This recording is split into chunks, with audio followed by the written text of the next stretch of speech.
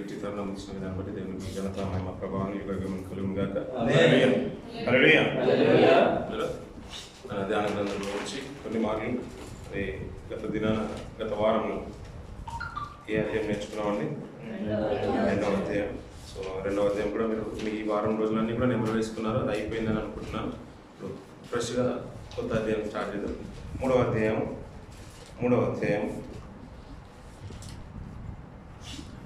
31 నుంచి 35 వరకు చూద్దాం.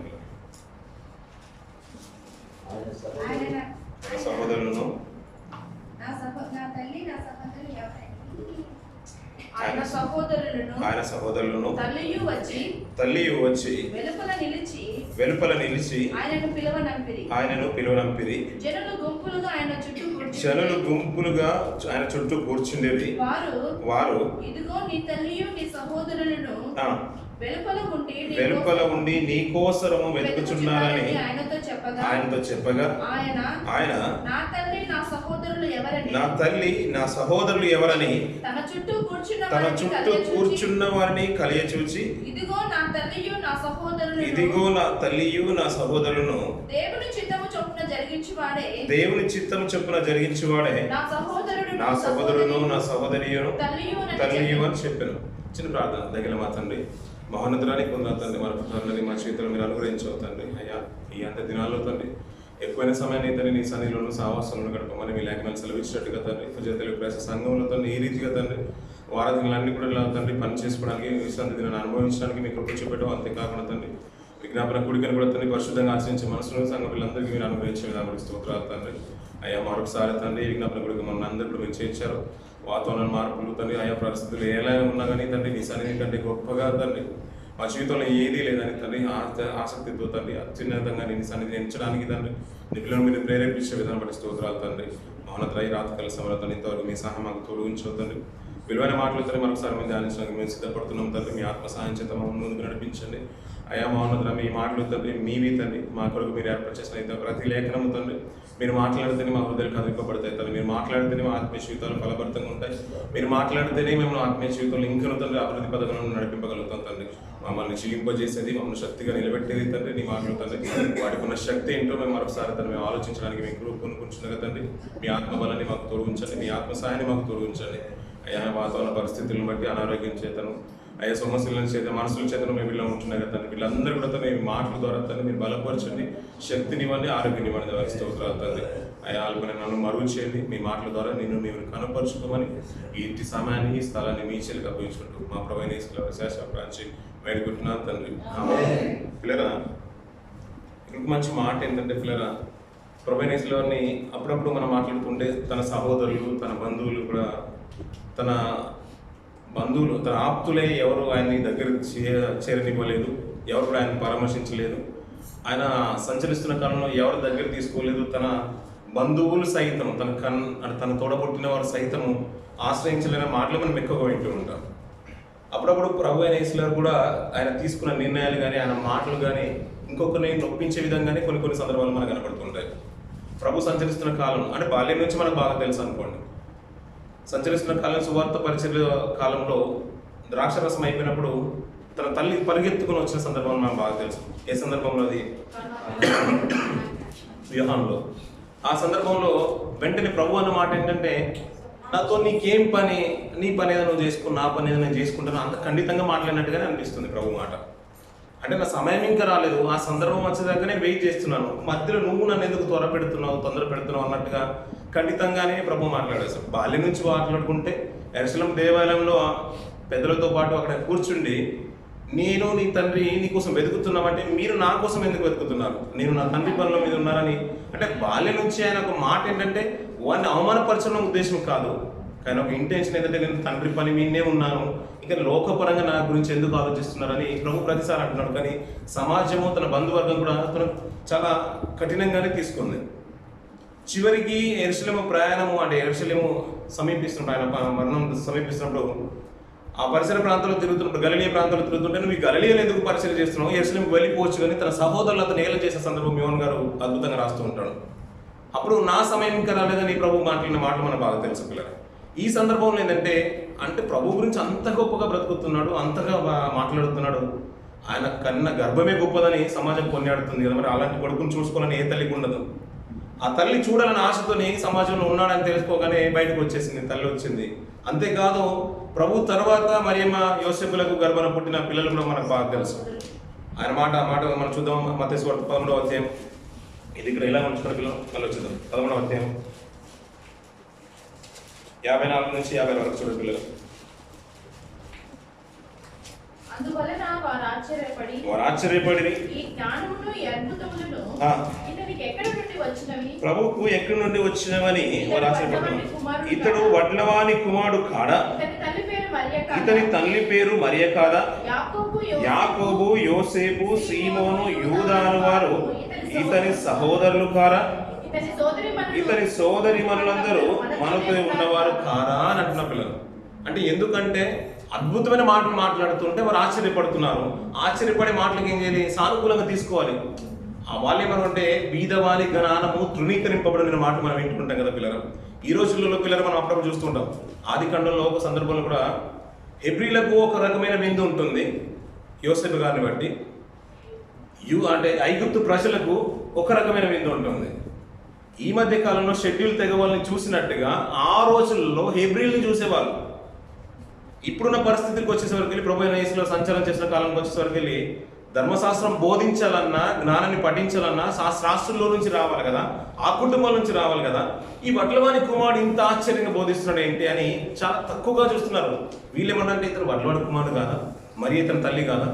ఆయన మరియమ్మ గారికి ఇతను పుట్టిన తర్వాత ఇంకొక సహోదరులు లేరు, అతని తమ్ముళ్ళు కూడా ఉన్నారు కానీ నలుగురిని పక్కన తీసుకొని వచ్చి మరి చూస్తున్నారు. అంతేకాదు సోదరులు కూడా అంటే వాళ్ళకి చెల్లెళ్ళు కూడా ఉన్నారు అన్నట్టుగా చూస్తున్నారు. అలా మాట్లాడి అతని గొప్ప చెల్లెని కాదంట. కింది చూడండి పిల్లలు మాట్లాడుతున్నాడు. ఇతనికి ఈ కార్యములన్నీ ఎక్కడి నుండి వచ్చినని చెప్పుకొని ఆయన విషయమై అభ్యంతరపడిరి అన్నాడు పిల్లలు. అంటే ఆయన అంటే ఏదో ఇష్టం లేకనే ఒక హేళనకరంగా మాట్లాడుతున్నారు సమాజం. అక్కడికి వచ్చిన తర్వాత మార్కులు ఇందాక మాట్లాడుతున్నప్పుడు తన సహోదరులు కూడా వచ్చేసారు, తల్లి కూడా వచ్చేసింది. ఎవరిని చూడాలని? యేసుక్రీస్తు వారిని చూడాలని పిల్లలు. అలా వచ్చిన తరుణంలో ప్రభు పలికిన మాటలు తన తల్లిని బాధించినాయని చెప్పొచ్చు, తన సహోదరులను కూడా బాధించినట్టుగా ఉంటాయి. ఆ సందర్భంలో మనమున్నా అది మాట్లాడతాం పిల్లలు.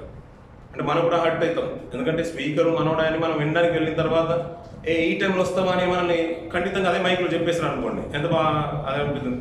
అంతమందిలో మనం ఇన్సల్ట్ చేయాలి, తర్వాత చెప్పొచ్చు కదా, ఇలా మాట్లాడవచ్చు. అరే మరి మనం అంతా ఒకటే కదా, మరి కనీసం ఆ టైంలో వెనుకలకు చైర్స్ అన్నాయండి, లేకుంటే అక్కడ కూర్చోబెట్టండి, స్థలం ఇవ్వడానికి ఈ మాట అనవచ్చు కదా. కొద్దిగా ఆలస్యమైనందుకు ఇంత అలా మాట్లాడతారు, మనం కూడా హర్ట్ అయిపోతాం పిల్లలు. ప్రభు ఏమనంటే అసలు నా తల్లి ఎవరు, నా సహోదరులు ఎవరని అంత ఖండితంగా మాట్లాడేశాడు. ఇంకేమంటున్నాడు కిందికి చూడండి పిల్లలు. ఆయన నా తల్లి నా సహోదరులు ఎవరని తన చుట్టూ కూర్చున్న వాడిని కలిగి చూశాడంట పిల్లల. చుట్టూన్న వారిని కలిగి చూసేసి అంటే ఇలాంటి వారిని అందరినీ చూసేసాడంట. అక్కడ మాట్లాడుతున్నాడు చూడండి పిల్లలు. ఇదిగో నా తల్లియు నా సహోదరులు. అంటే ఈ తల్లి సహోదరులు వచ్చారని మీరు అంటున్నారు కదా, వారే నా తల్లి సహోదరులు కాదు. ఇదిగో నా తల్లి సహోదరులు అంటున్నా. అంటే మీకు అర్థమవుతుందో లేదు, ఇక్కడ కూర్చున్న వాళ్ళందరూ కూడా ప్రభు యొక్క తల్లి తన సహోదరులు కారు.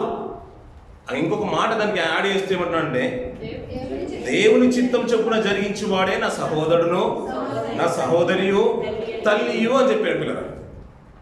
అక్కడ మంచి మాటలు ఏంటంటే మరియమ్మ గారు తన తల్లి పాత్రను పోషించడానికి క్రిస్మస్ దినాల్లో మనం అంతా ఇంత తన గురించి పోవడం పిల్లలు, మామూలుగా పోవడం, తన కీర్తిని ఆకాశం ఎత్తులో చూపిస్తూ ఉంటాం.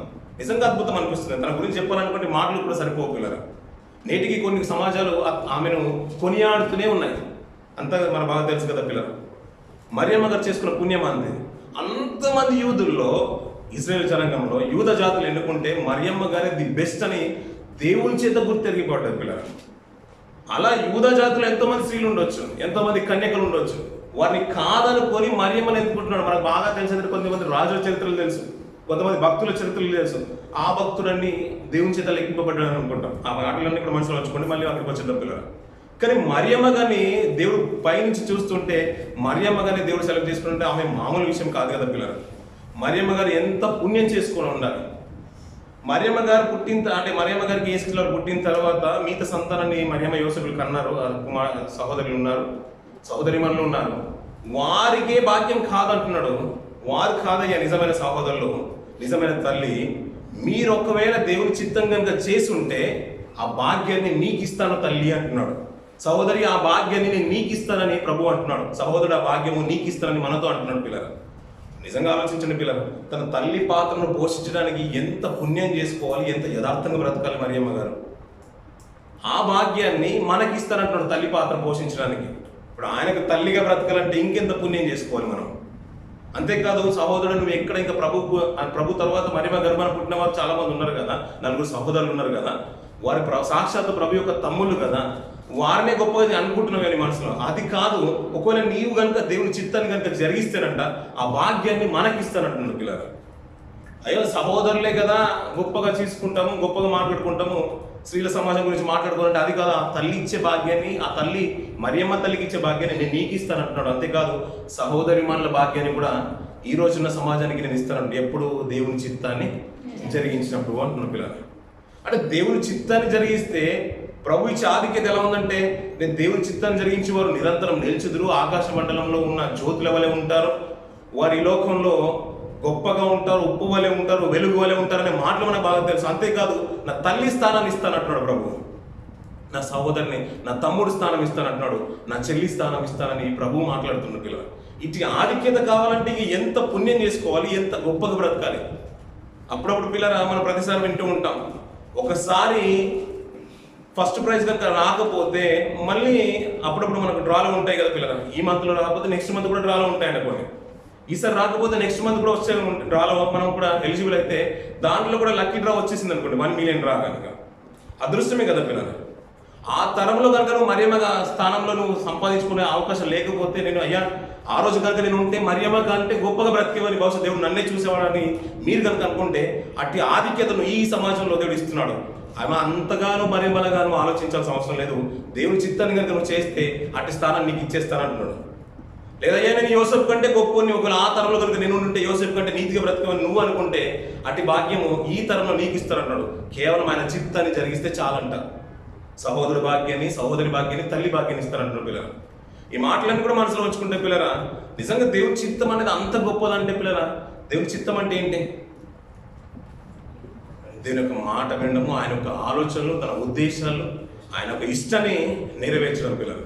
చిత్తంలో చాలా రకాలు ఉంటాయి పిల్లలు. భర్త యొక్క ఇష్టాన్ని నెరవేర్చడానికి భార్య ఆహ్నిశలు కష్టపడుతూ ఉంటుంది, తనకి ఇష్టం లేని ఒక కుటుంబంలోకి వస్తుంది. తనకి భర్తకున్న ఆలోచనలన్నీ కూడా తన భార్య నిర్వర్తించడానికి ప్రయత్నం చేస్తుంది. లేదండి నేను ఇది తినట్లేదు, నా భార్యకు నచ్చదని భర్త కూడా తన గుణగణాలన్నీ కూడా మార్చుకునే పరిస్థితులు మనం చూస్తూ ఉంటాం. అమ్మో ఇది మా మమ్మీకి డాడీకి నచ్చదని పిల్లలు కూడా మార్చుకునే స్థితిగతులు వెళ్తున్నాం. ఎందుకంటే తన తండ్రిని, తన తల్లిని సంతోషపెట్టడానికి తన స్థితిగతులు కూడా మార్చుకునే పిల్లల్ని మనం చూస్తున్నాం. లేదని మా పిల్లలు ఇది తినరండి, అందుకని మేము ఇంట్లో ఇది ఆడుకోమని, మేము వంట చేసుకోమని తల్లిదండ్రులు కూడా మనం చూస్తూ ఉంటాం పిల్లలు. అంటే ఒక కుటుంబంలోనే ఒకరికి మనసుకు నచ్చింది చేయడానికి మన జీవన విధానంలో చాలా మార్పులు వచ్చేస్తున్నాయి పిల్లలు. అలా ఈ భూమి మీదకి వచ్చిన మనం అంట, ఈ పుట్టుకొచ్చింది మామూలుగా పుట్టుకొని రాలేదు, మన చిత్త ప్రకారంగా మనం రాలేదు, వెళ్ళిపోయేది కూడా మన చిత్త ప్రకారంగా మనం వెళ్ళిపోలేము. ఈ మధ్యలో ఉన్న జీవితకాలం అంట కూడా దేవుని చిత్తాన్ని నెరవేర్చడానికి మనం బ్రతకాలంటాం. అలా కనుక నువ్వు నెరవేరిస్తే అట్టి భాగ్యాన్ని ఇస్తాను. ఎట్టి భాగ్యము? తల్లి యొక్క సమానమైన భాగ్యాన్ని ఇస్తానన్నాడు. అఫ్కోర్స్ పరలోక రాజ్యాన్ని నీకు ఇస్తాడు, జీవకిరీటాన్ని ఇస్తాడు. నేను నిన్ను తల్లి అని అంటాను, నీ ప్రభు అంటున్నాడు పిల్లరా. స్త్రీల సమాజంతో అందరితో అంటున్నాడు, నా చెల్లిగా నేను భావిస్తాను అంటున్నాడు. మనల్ని అందరూ అంటున్నాడు, ఒక సహోదరుడుగా మా మీకు అందరికీ అన్నలాగా నేను ఉంటాను అంటున్నాడు పిల్లలు. అంత గొప్ప ఆధిక్యత ఇస్తున్నాడు. ఎప్పుడు? చిత్తాన్ని నెరవేర్చినప్పుడు అంట. మన ఆలోచనలు కాకుండా, మన స్థితిగతులు కాకుండా ఆయన చిత్తాన్ని కనుక ఈ లోకంలో నెరవేరుస్తానంట, మా ఉన్నతమైన ఆధిక్యతను, ఆ అధికారాన్ని మనకి ఇవ్వాలనుకుంటున్నాడు దేవుడు పిల్లలు. ఎంతమంది ఉన్నారు ఈ లోకంలో చిత్తం నెరవేర్చేవారు పిల్లలు? కొన్ని విలువైన మాటలు, పాత నిబంధనలు కొన్ని మాటలు మనం చూద్దాం పిల్లలు. ఆదికాండం 7వ అధ్యాయం మొదటి మాట చదవండి పిల్లలు. యెహోవా ఈ తరము వారిలో నీవే నా ఎదుట నీతిమంతుడవై ఉండుట చూచితిని గనుక నీవును నీ ఇంటి వారును. సరిపోతుంది పిల్లలు. ఎవరి గురించి మాట్లాడుతున్న మాటలు ఇవి? నోవా గురించి. ఎప్పుడు మనం విన్న మాటలు కదా పిల్లలు. ఒకటి మనం గుర్తుంచుకోవాలి పిల్లలు, ప్రతిసారి ఏంటంటే దేవుడు వీరు బాగా బ్రతుకుతారని వారికి ఆ పేరు పెట్టలేదు పిల్లలు. బాగా బ్రతుకుతారని ముందుగానే పేరు పెట్టలేదు. వారి స్థితిగతులు చూసి కొన్ని సందర్భాల్లో వీరు బాగా బ్రతుకుతున్నారని పేరు మార్చిన దాఖలాలు మనకు బాగా తెలుసు, సుపరిచితం అన్నమాట. నోహ గారు బ్రతుకుతున్నారంట ఈ భూమి మీద, చాలా గొప్పగా బ్రతుకుతున్నావు. ఈ తరంలో నీవే అంటున్నాడు పిల్లరా. ఈ మధ్యకాలం ఎలక్షన్ క్యాంపెయిన్ చూస్తున్నాం కదా పిల్లరా, ఎలక్షన్ క్యాంపెయిన్ చూస్తున్నాం కదా పిల్లరా. అక్కడికి ఇప్పుడు సీఎం గారు వెళ్తున్నారు, మాజీ సీఎం గారు వెళ్తున్నారు. ఈ అంటే ఎంపీ ఎలక్షన్స్ ఉన్నాయి కాబట్టి ఇప్పుడు మాజీ సీఎం గారు వెళ్తున్నారు ఇప్పుడు తెలంగాణ స్టేట్లో అయితే. అక్కడైతే ఇప్పుడు మామూలు స్టేట్ ఎలక్షన్స్ కూడా ఉన్నాయి కాబట్టి, అసెంబ్లీ ఎలక్షన్స్ ఉన్నాయి కాబట్టి మాజీ సీఎం గారు వెళ్తున్నారు, ప్రస్తుత సీఎం గారు కూడా వెళ్తున్నారు. అపోజిషన్ పార్టీ వరకు అంతా కూడా కూటమంతా కూడా వారు ప్రచారం చేస్తున్నారు. ఇలా ప్రచారం చేస్తూ మనూరు దాకా వచ్చేసారు అనుకోండి పిల్లలు.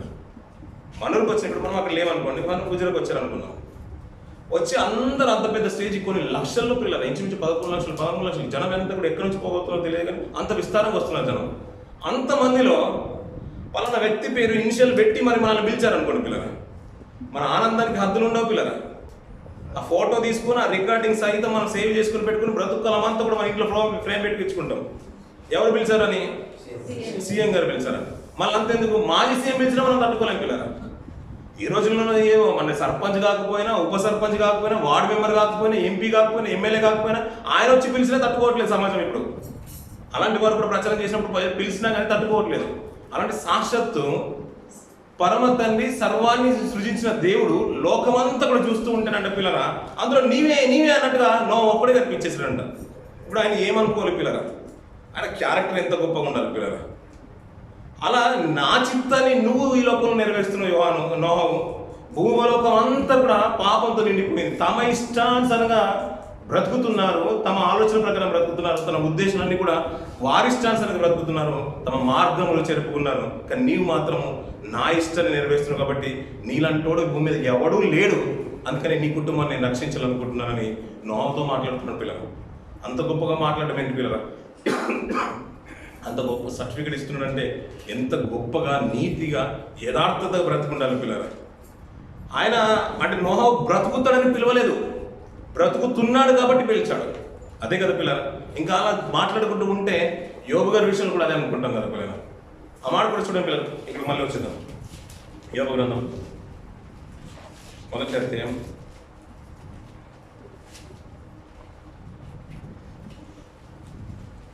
8వ వచనం చూడండి పిల్లలు.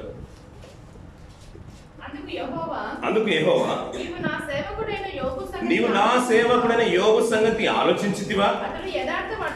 అతడు యథార్థవర్తనుడును న్యాయవంతుడునై దేవుని యందు భయభక్తులు కలిగి చెడుతనము విసర్జించిన వాడు భూమి మీద అతని వంటి వాడు ఎవడునూ లేడు అంటున్నాడు పిల్లగా. ఇది బ్రతికిన తర్వాత అంటున్నాడు, బ్రతకక ముందు అంటున్నాడు పిల్లలు. బ్రతికిన తర్వాత మాట్లాడుతున్న పిల్లలు. ఆ సంగతి అతని గురించి చూస్తున్నావా లేదా?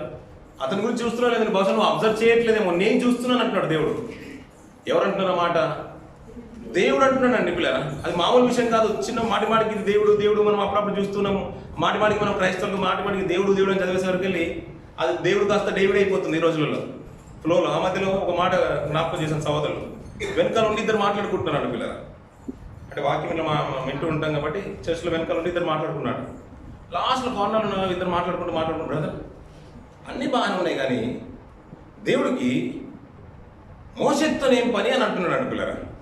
అన్నీ బాగా చెప్పిన ఆ మాట మాత్రం బాగా చెప్పాడు అన్నట్టు. అంటే ప్రసంగం అంతా అయిపోయిన తర్వాత వాళ్ళకి మనసును పట్టలేక వీళ్ళు మాటికి మాట్లాడుతున్నారు. పాస్టర్ గారు అయిపోయిన తర్వాత అడిగారంట, ఏంటంటే మీరు ఎంత బాగా జరుగుతుండగా అందరూ శ్రద్ధగా వింటున్నారు, మీరు ఏం మాట్లాడుకుంటారంటే అన్నీ బాగా చెప్పేశారు పాస్టర్ గారు. ఏదైనా పని ఉంటే కనుక దేవునికి ప్రభుత్వ పని ఉండాలి, పరిశుద్ధాత్మతో పని ఉండాలి, ఇంకా నీతిమంతులైన చాలా మందితో పని ఉండాలి.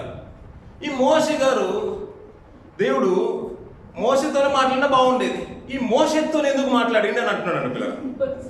అర్థమవుతుందా మాట? అంటే ఈ మోషేతోని మాట్లాడిన వాళ్ళకి అర్థమైపోయింది, వెనుక ఉన్న వాళ్ళకి. అంటే మోషేతో మాట్లాడిన మాట కాదంట అతనితో. మోషేతో మాట్లాడిన ఆ మాట ఉంటే వీళ్ళు ఏం చేశారంటే ఫ్లోలో అన్ని కలుపుకుంటూ వెళ్ళిపోయారు. మోషేతో మాట్లాడేశాడు. ఈ దేవుడు మోషేతో ఎందుకు మాట్లాడేశాడు? చెయ్యినని చేతితో అంటారు కదా అప్పుడప్పుడు మాట్లాడు, ఏ చేతి విరిగిపోయింది అంటారు. ఈ మోషేతో మాట్లాడేశారని వాళ్ళ పెద్ద ఆర్గ్యుమెంట్ జరుగుతుంది. అరే సంఘం అందరూ గప్చుకు మాటలు వింటుంటే మీరెందుకు మాట్లాడుతున్నారు? భాషలు ఉండబట్టలేక చివరి అయ్యా అన్ని బాగా చెప్పేశావు, అది మాత్రం మాకు అర్థం కదా, మోషేతోనే ఎందుకు మాట్లాడాడు దేవుడు? అలా ఉంటాయి పిల్లలు. మనకు రేటే మాటికి దేవుడు నోహను చూసేసారంట, యోగుని చూసేసారంట. ఈ మాట మనం వినే వరకు తెలియదు, చిన్న విషయం అనుకుంటున్నాం కదా పిల్లలు. మరి ఏమన్నా అంత గొప్ప స్థానానికి తీసుకెళ్ళింది ప్రపంచం పిల్లలు. కానీ దేవుడు గుర్తెరగడు పిల్లలు. దేవుడు గుర్తెరగడు అంటే అది మామూలు ఆధిక్యత కాదు పిల్లలు.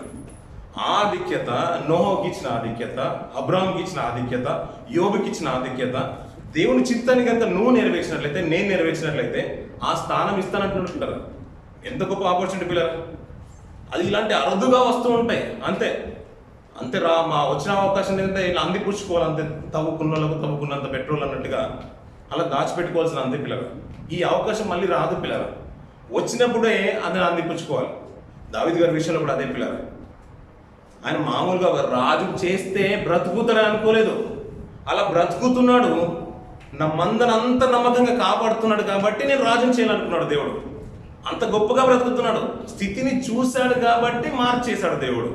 ఒకవేళ ఇప్పుడు పాపం చేస్తున్న వాడికి దేవుడికి ఏం అవసరం పిల్లలు? అప్పుడప్పుడు మనం వింటూ ఉంటాం సాక్ష్యాలు. నేను తాగుబోతున్నాండి, నేను అందరినీ చంపానండి, నేను నరాంతుకునండి, నాకు స్టడీ అవ్వలేదండి, నాకు చదువు అవ్వలేదండి. అప్పుడు దేవుని పరిచయం. ఇలాంటి లోకంలో ఎవరు లేడు, ఇక నీలాంటి వాళ్ళే కావాలి దేవునికి.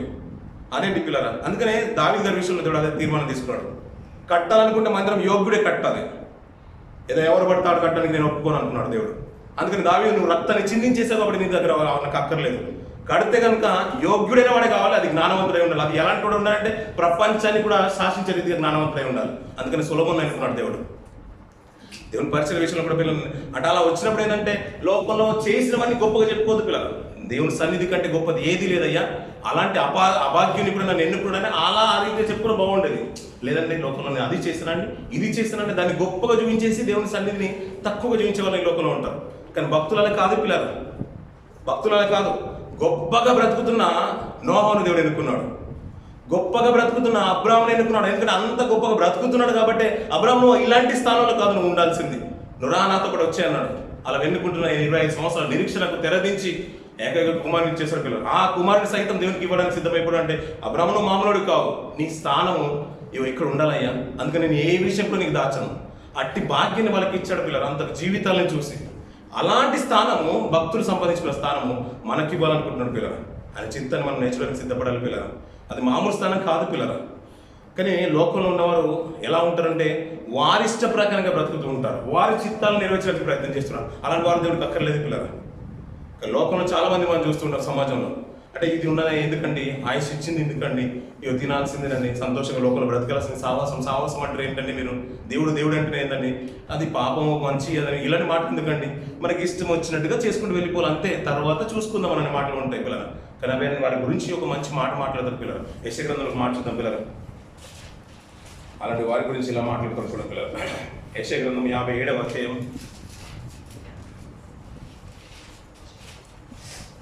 20వ వచనం చూడండి పిల్లలు.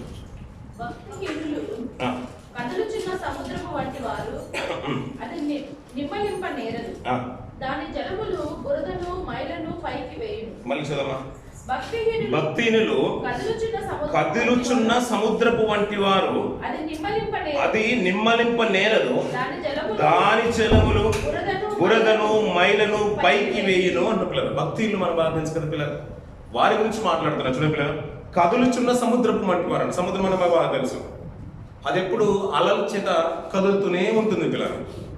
నిమ్మలంగా ఉంటుందంటే ఏదో ప్రమాదం రాబోతుందని మనకు అర్థమవుతుంది, హెచ్చరిస్తుందేమో అని. కానీ అది సర్వసాధారణంగా అలలు ఎక్కడైనా వస్తుంటాయి, ఒడ్డుకైనా వస్తుంటుంది, మధ్యలో ఎక్కడైనా తరంగాలు ఎక్కడైనా కనబడుతూ ఉంటుంది.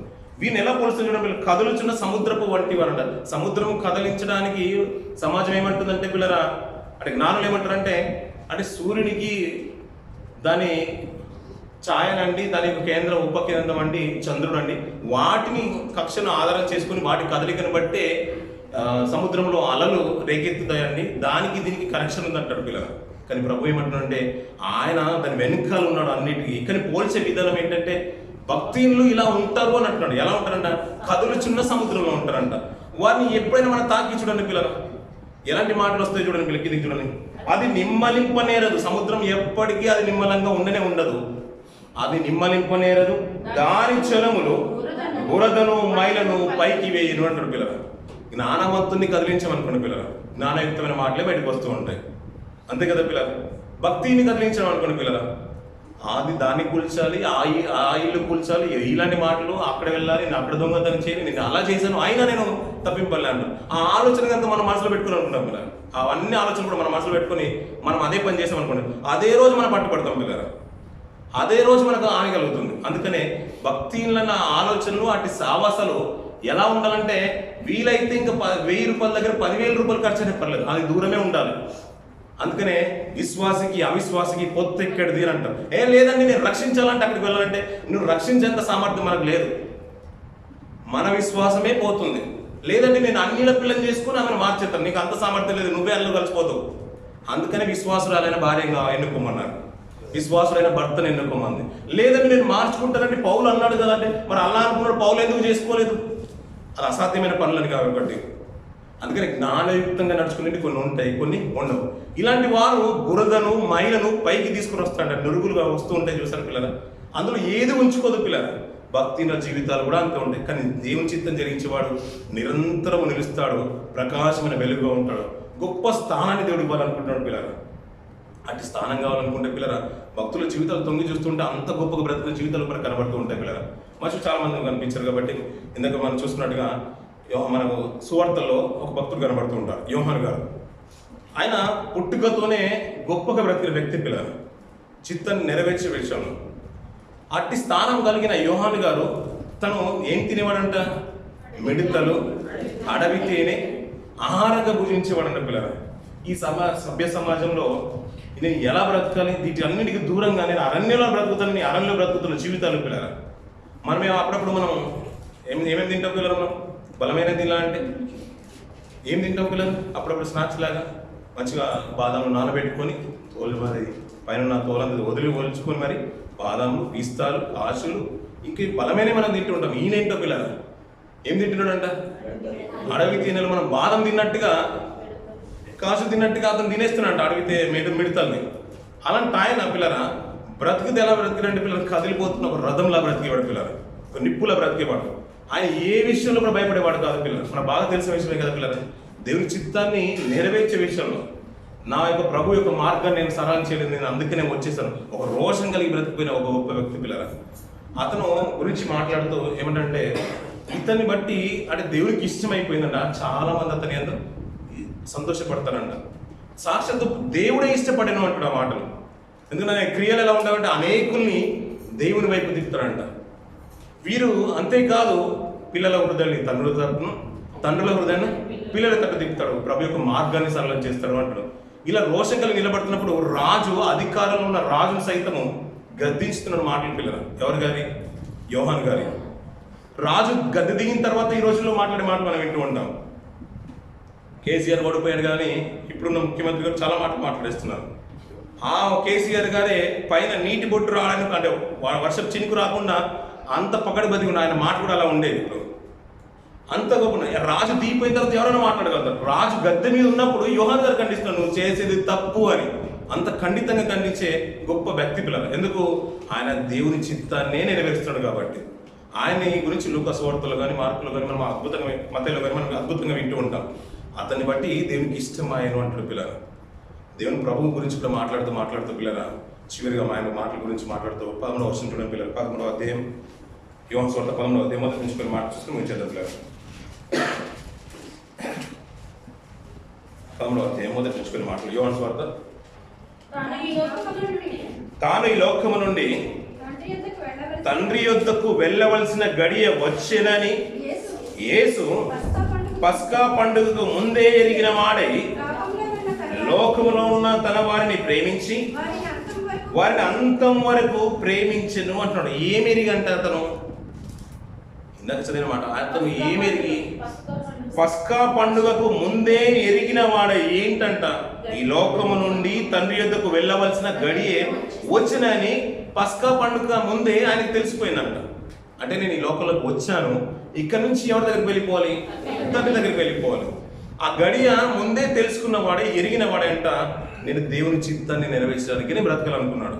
ఇంకా లోకంలో తన ఇష్టం అంటూ ఏది తీసుకోలేదు పిల్లలు. అందుకనే ఆయన నేటికి మన స్మరణ తెచ్చుకున్నాం, నీతిమంతుడు పిల్లలు. లోకాన్ని ఒక నిత్యత్వంలోకి నడిపించడానికి, ఒక గొప్ప వెలుగు ప్రకాశింపజేయడానికి తన వెలుగును దారపోసిన మహాయోధుడు పిల్లలు. తన రక్తాన్ని పెట్టిన గొప్ప మన ప్రధాన యాజకుడు. ఆయన గురించి మాట్లాడితే నేను వచ్చిన మార్గం ఏదో నాకు తెలుస్తుంది, నేను వెళ్ళవలసిన గడి ఏంటో నాకు తెలుస్తుంది. అందుకనే ఇప్పుడు బ్రతుకున్నంత కాలం కూడా నేను తిండి కూడా నోచుకోలేదు పిల్లలు. అతను తిండి కూడా నోచుకోలేదు ప్రభు. వాళ్ళు ఏమనుకున్నా అంటే మీరు ఆకలి అవుతుంది కదా, మీరు భోజనం తెచ్చుకోండి శిష్యులు పంపించేశారు. వచ్చిన తర్వాత ప్రభు మరి ఏం చేయమంటావు అంటే మీరు తినేసేయండి అంటే ఇతను ఆల్రెడీ తినేసేయమనుకొని వాళ్ళు అనుకుంటున్నారు. నేను అది కాదు, నా తండ్రి చిత్తాన్ని నెరవేర్చడే ఆయన చిత్తము, అది ఆయనకు ఆహారం అంటాడు పిల్లరా. అంత గొప్పగా నిష్ఠగా బ్రతుకుతున్న ఆయన్ని సమాజం అర్థం చేసుకోలేదు పిల్లరా. ఆయన మాటలు మాట్లాడుతుంటే ఆశ్చర్యపోయింది పిల్లరా. ఇందాక చదువుకున్న మాటలు పిల్లరా. తన తల్లిని అవమానపరచాలని కాదు, తన సహోదరులు అవమానపరచాలని కాదు, వారికంటే మనల్ని గొప్పగా అనుకున్నాడు. ఆ రోజున సభ్య సమాజాన్ని అలాగే అనుకున్నాడు, ఈ నేటి క్రైస్తవ సమాజాన్ని కూడా అలాగే అనుకున్నాడు. ఒకవేళ ఆయన చింతని కనుక నువ్వు నేను నెరవేర్చిన ఆ తండ్రితో ప్రభు ఉన్న భాగ్యాన్ని మనకి ఇస్తానంటున్నాడు. తల్లి భాగ్యాన్ని ఇస్తానంటున్నాడు, సహోదరి భాగ్యాన్ని ఇస్తానంటున్నాడు, తన సహోదరుల భాగ్యాన్ని కూడా మనకి ఇస్తానంటాడు పిల్లరా. నిజంగా ఆయనకి ఒక తల్లిగా ఉండాలంటే నువ్వు ఇంకెంత పుణ్యం చేసుకొని ఉండాలి, ఎంత పవిత్రతను కాపాడుకొని ఉండాలి, పరిశుద్ధతను సంతరించుకోవాలి, ఎంత విశ్వాస జీవితంలో ఇంకా పోరాట జీవితంలో ఎంత పవిత్రంగా బ్రతకాలి పిల్లరా. ఆయన సహోదరుడుగా తమ్ముడుగా బ్రతకాలంటే ఇతను ఎవరంటే ఇంత బ్రిలియంట్గా ఉన్నాడు, ఇంత టాలెంటెడ్గా ఉన్నాడు అంటే ఏం లేదంటే నా తమ్ముడే అని ప్రభు మన గురించి చెప్పాలంటే ఇంకా మనం ఏ రీతిలో ఉండాలి పిల్లరా. లేదంటే రోడ్డు మీద ఇష్టానుసారంగా తిరుగుతున్నామని తీసుకుని వచ్చేసి ఇతను నా తమ్ముడు అని ప్రభు చెప్పగలుగుతాడా? లేదంటే ఆయన గుర్తు తిరగాలంటే పిల్లరా అంతమందిలో నీవే అని నోహన్ అన్నట్టుగా మనం అనాలి పిల్లరా. ఒక సీఎం గారు పిలిచినా, ఒక మంత్రి పిలిచినా, ఎన్నికల ప్రచారంలో ఎవరు పిలిచినా తట్టుకోలేని సమాజం పిల్లరా. నన్ను పిలిచాడని బర్రెలు కాసుకునే వారిని కూడా పిలిచిన గొప్పగా మాట్లాడుకుంటున్నారు పిల్లలు. అంతకంటే దరిద్రం కాదు కదా మనం పర్వతాన్ని పిల్లలు అనుకుంటాం. అదే చెప్పుకున్నది అందరినీ కలిగి చూస్తున్నాడంట. అందరిని చూసేసి వీరే అని అనట్లేదు, అక్కడ ఎవరైతే చేస్తారో వారే అంటున్నాడు పిల్లలు. ఆ వారే గుంపులో మనం ఉన్నాం పిల్లలు. ఎందుకంటే మార్కు సువార్త మనం ఎప్పుడు వింటున్న మాటలు పిల్లలు. ఆ మాట చూసుకుని మనం ముంచేద్దామా? మీరు 2వ అధ్యాయం 3వ అధ్యాయంలో మీకు అర్థమైన మాటలు మాట 3వ అధ్యాయంలో మాటలు ముంచేద్దాం పిల్లలు. 2వ అధ్యాయంలో ఆయన కపెర్నహూము సందర్భం మన బాగా తెలుసు కదా పిల్లలు. ఆయన పాపాలు క్షమించనని అతను రోగి కోరుకోలేదు పిల్లలు. పాపాలు క్షమించమని అనలేదు, కానీ అతను పాపాలు క్షమించేశాడు, స్వస్థతను పూర్తి చేశాడు పిల్లలు. ఇక్కడ ఇంకొక వ్యక్తిని కూడా పిలుస్తాడు పిల్లలు. అక్కడ వ్యక్తిని కూడా పిలుస్తాడు. అల్ఫై కుమారుడైన లేవిని చూసి వెంబడించమంటాడు పిల్లలు. ఈ అల్ఫై కుమారుడు ఎవరు? ఇంతకు అతను సుంకరి అంటాడు పిల్లలు. అంటే సుంకరు అపోస్తలులలో 12 మందిలో సుంకరులు కూడా ఉన్నారు. మరి ఈ అల్ఫై కుమారుడు ఎక్కడికి వెళ్ళిపోయాడు? ఆయన ఎందుకు పిలిచాడు? ఇంకా కిందికి మాటలు చూస్తూ ఉంటే పిల్లరా, నేను రోగులకే ఆరోగ్యం గల వారికి వైద్యుడు అక్కర్లేదు, నేను పాపులనే పిలవలసింది అంటాడు. అంటే ఇప్పుడు నీతిమంతులకు ప్రభు అక్కర్లేదా? ఎవరైనా తన దగ్గరనే వెళ్ళాలనుకున్న ఆయనకి ఇప్పుడు నీతిమంతులకు అక్కర్లేదు ప్రభు. వైద్యుడు ఎవరికి అవసరము? రోగికి అవసరం. ప్రభు ఎవరికి అవసరము? పాపులకు అవసరము. మరి పుణ్యాత్ముడికి ఎవరు అవసరము? ఇప్పుడు పుణ్యాత్ముడికి లోకంలో నీతిగా బ్రతుకుతున్నామండి, మేము ధర్మకార్యాలు చేస్తామండి, మేము 20 సార్లు ప్రేయర్ చేస్తామండి, అలాంటి వారికి క్రైస్తవులు కాకపోయినా కానీ నీతిమంతుడైన ప్రభు అక్కర్లేదు. ఇంకా కింది కొన్ని మాట్లాడుతున్న పిల్లలు, ఈ పరిసయ్యులు వాళ్ళు ఉపవాసం గురించి మాట్లాడుతున్నారు. ఇలాంటి ఉపవాసాల గురించి మాట్లాడుతున్నప్పుడు పరిసయ్యులను యోహాను శిష్యులను ఉపవాసం చేస్తారంట పిల్లలు. అంటే వీరు ఉపవాసం చేసినప్పుడు ప్రభువు తన శిష్యుల్ని ఉపవాసం చేయొద్దని అంటాడు పిల్లలు. ఇంతకీ పరిసయ్యులు ఎవరు పిల్లలు? సుంకరులు అంటే మనకు బాగా తెలుసు. పరిసయ్యులు ఎవరు? మరి ఈ 2వ అధ్యాయం ఇప్పుడు మీరు అందరూ కూడా హోంవర్క్ ఇచ్చినట్టుగా మీరు అందరూ ధ్యానం చేయండి. ఇది ఒక మాట మాట్లాడుతూ పిల్లలు, విశ్రాంతి దినము మనుషుల కొరకు నియమింపబడి కానీ మనుషులు విశ్రాంతి దినం కొరకు నియమింపబడలేదు. ఇప్పుడు విశ్రాంతి దినం ఎవరి కొరకు అంట? మనుషుల కొరకు. ఆ మాట మనసులో ఉంచుకొని వారు ఏం చేస్తున్నారంటే రోగిని కూడా స్వస్థపరచబట్టలేదు పిల్లలు. అనారోగ్యంగా ఉన్నవారిని కూడా 3వ అధ్యాయం మొదటికి వచ్చేసరికి వారికి మేలు కూడా చేయట్లేదు పిల్లలు. వారితో చేతనైంది కూడా చేయట్లేదు. 1 కిలోమీటర్ ప్రయాణం కూడా చేయొద్దు అనే మాటలు పొయ్యి కూడా వెలిగించారు పిల్లలు. అలాంటి తరుణంలో అంటే ప్రాణహత్య ధర్మమా, ప్రాణహాని ధర్మమా, మేలు చేయట ధర్మమా, కీడు చేయట ధర్మమా అని ప్రభువే చెప్తున్నాడు. వారిని కలయి చూసారా వారి విషయంలో దుఃఖపడ్డాడు పిల్లలు. ఎందుకంటే ఇంత నీచంగా మీరు తయారైపోయారు ఏంటి అని. ఆ 3వ అధ్యాయం బిగినింగ్ నుంచి అన్ని కూడా మనం చూస్తూ ఉంటాం. నిజంగా ఇది ఆలోచించిన పిల్లలు, ప్రాణహత్య ధర్మం అన్నప్పుడు అది విశ్రాంతి దినాన్ని చేస్తే అది నేరమా? ఈ మాటలు అర్థమవుతానని ప్రభువు ఏదో విశ్రాంతి దినం తృణీకరించినట్టు కాదు పిల్లలు. దాంట్లో ఉన్న భావం ఏంటో మనకు అర్థమైపోవాలి. అదే కదా పిల్లలు. అప్పుడప్పుడు రోడ్డు మీద యాక్సిడెంట్ అయిపోయినప్పుడు కార్లన్నీ నిలిచిపోతాయి పిల్లలు. కార్లన్నీ నిలిచిపోతాయి, మధ్యలో ఇండికేటర్ వేసేసి మరి నిలిచిపోతాయి పిల్లలు. అలా రోడ్డు మీద ప్రతి ఒక్కరు ఎప్పుడు పడితే అప్పుడు ఆపడానికి ఆస్కారం లేదు కదా పిల్లలు. దాని ఏంటంటే కాషన్ ఏంటో, అక్కడ ఏం జరిగిన ఇన్సిడెంట్ ఏంటో మనకు అర్థమైపోవాలి. అంటే ప్రమాదం యొక్క తీవ్రత ఏంటో మనకు తెలుసుకోవాలి. ప్రభు ఆ రోజున అతన్ని స్వస్థపరుస్తున్నంటే దాని ఉద్దేశం ఏంటో మనకు తెలియాలి పిల్లలు. ఏ రోజు పడితే ఆ రోజు విశ్రాంతి తృణీకరించిన ప్రభు కాదు పిల్లలు. రాత్రంతా గోజడ్డం తెలుసు, ప్రార్థించడం తెలుసు, తెల్లవారుజామునే దేవాలయానికి వెళ్ళి వాక్యాన్ని ప్రకటించము ప్రభుకు అలవాటు అంటాడు పిల్లలు. ఏ రోజు విశ్రాంతి దినాన్ని తృణీకరించిన ప్రభు కాదు. ఈ మాటలు బేస్ చేసుకొని ఎన్నో మాటలు మాట్లాడతారు. ఇలా విశ్రాంతి దినాన్ని తృణీకరించేసారు కాబట్టి పాటించాల్సిన అవసరం లేదని, ఆ రోజు మనం ఇష్టానుసారం పనులు పెట్టుకోవాలని, అది కాదు కదా పిల్లలు. అంటే దాంట్లో తీవ్రత ఏంటో మనకు అర్థమైపోవాలి, దానికి ఉన్న ఇంపార్టెంట్ ఏంటో మనకు అర్థమైపోవాలి. దాన్ని బట్టి మనం స్థితిగతులు మార్చుకోవాలి. ఆయన చిత్తంలో కనుక మనం ఉన్నట్లయితే, ఆయన మనల్ని చూస్తున్నాడని మనకు అనుకుంటే, ఆయనకు తల్లిగా ఉండే భాగ్యం మనకు కావాలనుకుంటే, తనకు అన్నగా ఆయన ఉండాలనుకుంటాడు, తన తమ్ముడుగా మనం ఉండాలనుకుంటే, ఆ నిత్యత్వంలో మనం ఉండాలనుకుంటే, సహోదరి మనగా నువ్వు ఉండాలనుకుంటే, యథార్థతను, పవిత్రతను, ఒక మరియ కన్యతను కాపాడుకున్నట్టుగా, పవిత్రంగా బ్రతికినట్టుగా నేను కూడా అలాంటి పవిత్రత, భక్తి జీవితాన్ని మనం కాపాడుకోవాలి. ఆ రీతిగా బ్రతికితేనే అట్టి భాగ్యాన్ని దేవుడు ఇస్తాను అనుకుంటున్నారు పిల్లలు. అలాంటి స్థితిగతులు మనల్ని, మన కుటుంబాలను దేవుడు ఉంచాలని కోరుకుంటున్నాను. ఈ కొద్ది మాటలు దేవుడు దీనికి ఆశ్రయించిన కాదు.